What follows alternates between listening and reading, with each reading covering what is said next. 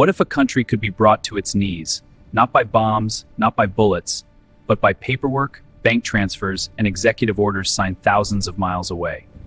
That is exactly what is happening to Iran right now. The United States has launched the most aggressive economic warfare campaign in modern history, a relentless assault designed to completely collapse Iran's financial system. This is not conspiracy theory, this is documented, publicly admitted policy. America's goal is to drive Iran's oil exports to zero and starve the nation of every dollar it needs to survive. This campaign involves the Treasury Department, the State Department, and a network of international financial enforcers, tracking every dollar, every oil tanker, every bank transaction that touches Iranian interests. It is a financial siege executed with surgical precision, and its consequences will reshape the Middle East for decades to come. This is not a secret operation. The United States has openly declared its intentions to the entire world. Speaking at the Economic Club of New York, Treasury Secretary Bessent declared the administration was deploying sanctions for immediate maximum impact, slashing Iran's oil exports to a trickle. He went even further, coining a phrase that sent shockwaves through diplomatic circles worldwide: making Iran broke again. These were not whispered threats in closed-door meetings, these were public declarations broadcast to financial elites, announcing the plan to economically destroy a sovereign nation of nearly 100 million people. The bluntness of this language was unprecedented, even for the United States. It signaled a new era of economic warfare the world had never seen before. On February 4, 2025, President Trump reimposed his maximum pressure policy on Iran through a single order, escalating the economic war and aiming to collapse Iran's financial stability. This campaign is not a single sanction or one executive order. It is a comprehensive, coordinated assault across every financial artery that keeps Iran alive, involving the Treasury, the State Department, and intelligence agencies. The goal is brutally simple: cut off the money, and everything else collapses. The military, the government, the social services, and ultimately, the regime itself. A network of international financial enforcers tracks every dollar, every oil tanker, and every bank transaction that touches Iranian interests. A financial siege executed with surgical precision. It is a financial siege, and it is being executed with surgical precision, touching every corner of Iran's economy, one sanction at a time. To understand the current campaign, you need to understand the history. American sanctions on Iran did not begin yesterday. They stretch all the way back to 1979, when the Iranian Revolution changed everything. President Carter signed Executive Order 12170, freezing approximately $8.1 billion in Iranian assets overnight, marking the first time America used money itself as a weapon against Tehran. Decade after decade, the sanctions evolved and expanded, becoming more sophisticated, more targeted, and more devastating with each passing year. Between 2011 and 2015, the compounding effects of international sanctions led Iran's economy to contract by 20%, and unemployment surged to 20% across the country. The nuclear deal briefly offered Iran a window of relief, but that window slammed shut when Trump withdrew in 2018 and reimposed sanctions with a vengeance. America knows this, and it has targeted Iran's oil sector with extreme precision. Treasury Secretary Bessent stated publicly, "We are going to shut down Iran's oil sector completely." The results are already visible. Crude oil exports from Iran's Persian Gulf terminals fell below 1.39 million barrels per day, a 26% drop from just 1 year earlier. Every barrel that does not get sold is money that never reaches Tehran, and without that money, the Iranian government cannot pay its military, fund social programs, or keep its population from revolting. The oil weapon is the sharpest blade in America's economic arsenal, and right now it is cutting deeper into Iran's economy than at any point in the past 5 decades. Iran's primary strategy for surviving sanctions has been China. Since most Western nations comply with American sanctions, Iran has rerouted its oil exports almost entirely through China's back channels. China remained Iran's primary, and effectively only, major oil buyer under sanctions. Daily discharges of Iranian crude at Chinese ports fell to 1.13 million barrels per day in January 2026, down sharply from the previous year. America moved aggressively to shut down even this lifeline, sanctioning Separ Energy, described as a front company for Iran's military, and directly targeting Chinese teapot refineries processing Iranian crude. The message to Beijing is unmistakable: do business with Iran and face consequences. America has gone after Chinese refineries directly, making clear that no country is beyond the reach of its sanctions. The noose is tightening even around China's role as Iran's economic lifeline, and with every new sanction, Iran finds itself more isolated, more desperate, and more alone. When the front door is blocked, Iran uses the back alleys. Enter the shadow fleet, a covert network of aging oil tankers that sail under false flags, disappearing into the darkness of the open ocean. These vessels sail under false flags, disable their tracking systems, and transfer oil in the middle of the ocean to avoid detection by American surveillance networks. Cargoes are moved through intermediaries and shell firms, shipped on shadow fleet tankers, and transferred from ship to ship in the middle of the open ocean, far from any watching eyes. America is now hunting this shadow fleet relentlessly. From June through December 2025, the U.S. State Department issued a series of sanctions, specifically targeting Iran's shadow fleet, one vessel at a time. Every ship that gets sanctioned, every captain that gets blacklisted, every port that refuses Iranian cargo, all of it chips away at Iran's ability to survive.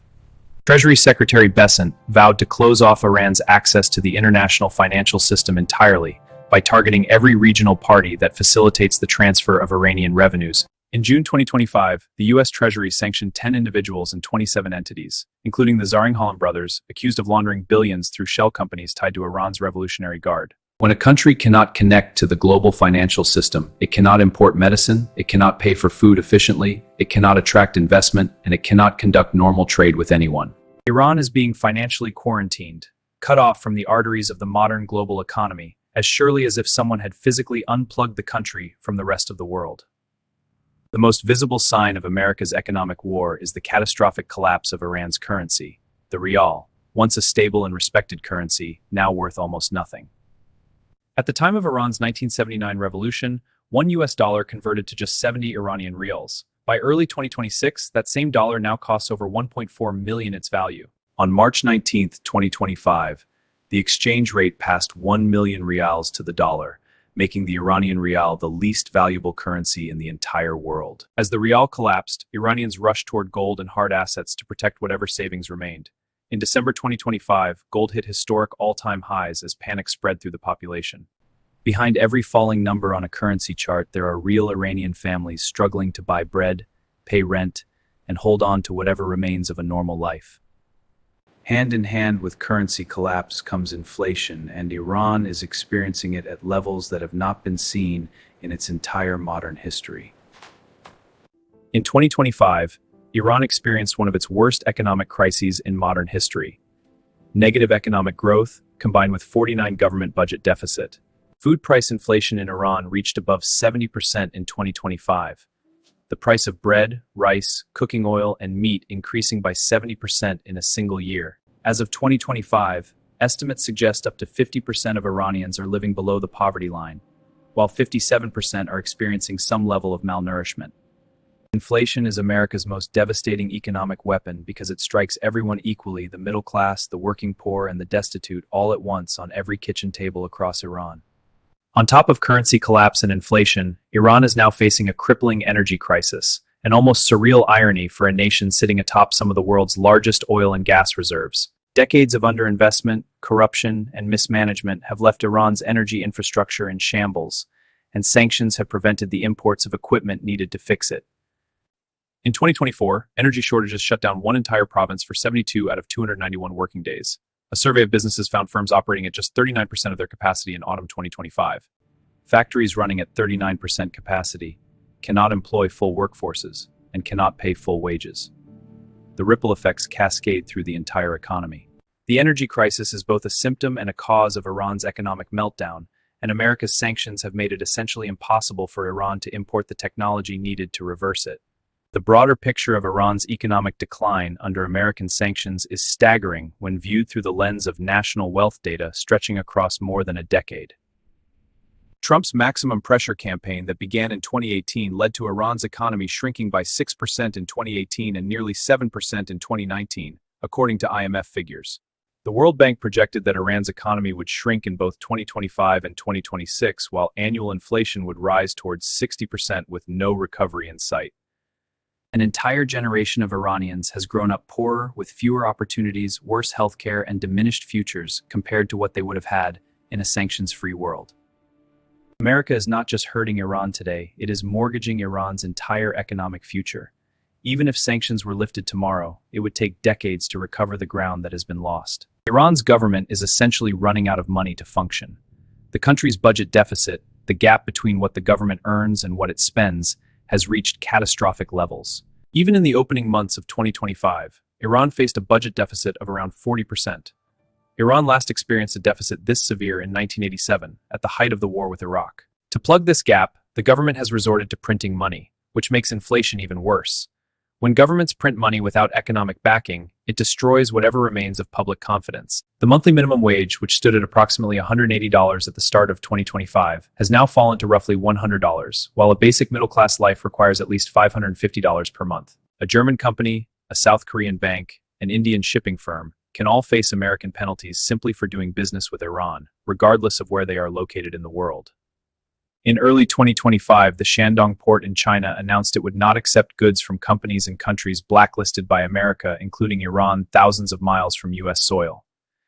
Secondary sanctions are America's method of conscripting the entire world into its economic war against Iran, whether other countries want to participate or not. The message to the entire world is unmistakable. No country is beyond the reach of America's economic enforcement. No matter where you are, the rules apply to you. This was the result of a snapback mechanism, a provision in the 2015 nuclear deal that allows sanctions to be automatically reinstated, triggered by the United Kingdom, France, and Germany, who declared Iran insignificant non-performance. The restored UN measures include a conventional arms embargo, restrictions on Iran's ballistic missile program, targeted asset freezes, and travel bans, with the European Union applying similar measures. What started as an American campaign has now become a global one, with multilateral institutions lending the weight of international law to the effort. Iran now faces not just America but the entire Western alliance simultaneously. The economic war is no longer just American. It carries the weight of international law, the entire Western alliance, all pressing down on one nation. Throughout all the geopolitical maneuvering and economic strategy, it is critical to remember who actually suffers the consequences: ordinary Iranian people who had no say in any of this. Inflation skyrocketed to over 48% in October 2025, severely impacting household budgets across the country. Meat has reportedly become a luxury food item, and 7 million Iranians have gone hungry. Medical access has deteriorated dramatically, sanctions making it difficult and expensive to import medicines and medical equipment. As one Iranian stated, unemployment has gone up, inflation has gone up, the price of medical treatment, especially for cancer, has gone up. The labor force participation rate has fallen to just 41%, 19% less than regional rates, as many unemployed people have simply lost hope of finding work and have stopped looking entirely. Behind every percentage point of inflation, behind every barrel of unsold oil, there are real Iranian families, struggling to feed their children, pay their rent, and maintain any semblance of a normal life. Iran has not simply surrendered in the face of America's economic assault. It has developed what its leaders call its economy, a deliberate strategy of self-sufficiency designed to survive and outlast American pressure. Iran's supreme leader termed this the resistance economy, stating that Iran must reduce its dependence on external actors and build the economy from within, reducing its vulnerability to sanctions pressure. Iran has deepened its ties with China and Russia, using barter arrangements and alternative payment systems to bypass the dollar-dominated global financial system. But the resistance economy has its limits. No amount of domestic production can substitute for the trillions in lost economic activity. The strategy has helped Iran survive, but it has not been enough to prevent the catastrophic decline. Iran is surviving, but it is not recovering. The resistance economy is a lifeline, not a solution, and the gap between surviving and truly living grows wider with every passing year. Beginning in late December 2025, massive nationwide protests erupted across Iran. Originally driven by discontent over the economic crisis, they escalated into explicit calls for fundamental political change. The protests became the largest in scale since the 1979 revolution, beginning as economic grievances over rising prices and unemployment, and growing into something far more significant. Treasury Secretary Besant claimed that Washington deliberately engineered a dollar shortage in Iran to send the rial into freefall and cause protests inside Iran. The protests were held in all 31 of Iran's provinces, including areas considered typically loyal to the state.